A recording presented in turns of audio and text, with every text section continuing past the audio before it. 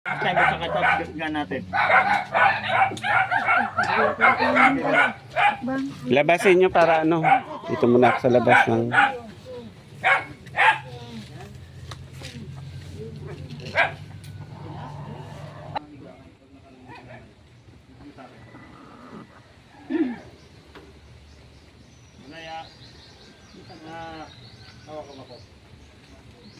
Higa ka namin na yan, higa ka namin. Wala sila, ikaw lang maghawak. Kami daw yung arbit ni Angelio. Ako maghahawak nito, i-slant ko na para yan. Pwede. Ilaw dito. Gusto ko dito, Ransit, dito para may ka. Higa. Yan ay. Nasaan lang lang. Gawa, bakit ito tayo?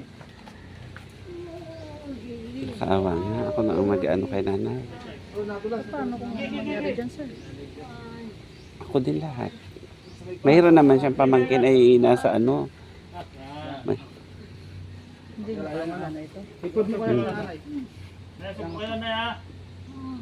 Gipa. 1, 2, Strap. Nagakis siya. Pag nagasakit. Yun daw ang epekto ng tetanus.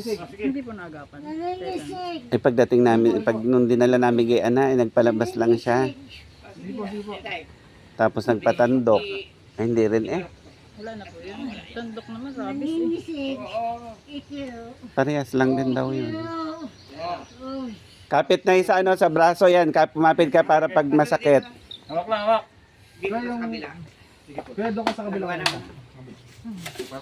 Tatay yung mga gamit, dalhin mo na lang tayong gamit at tulungan kita.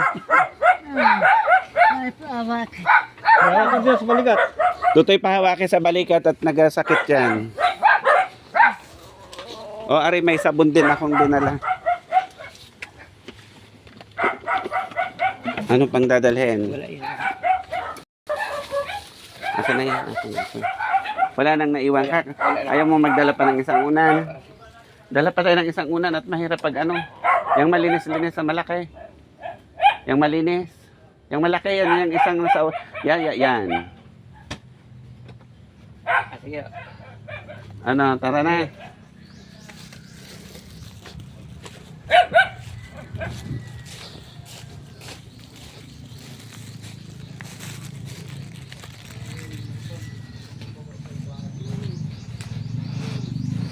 Kapit lang na dalhin na uli sa ospital. Kaya yan, kaya.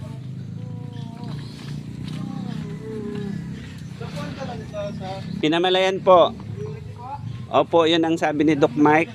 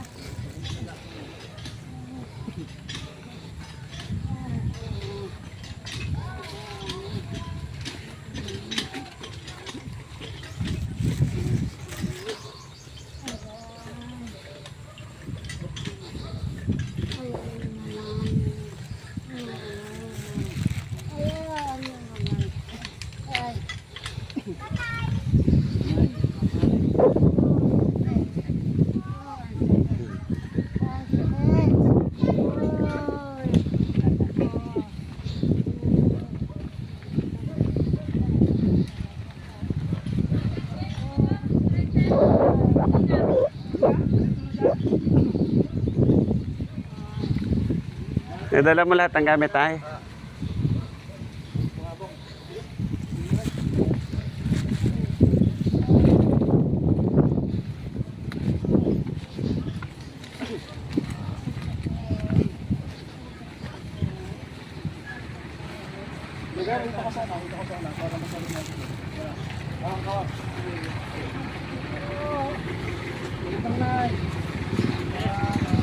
Kapit ka na, kapit.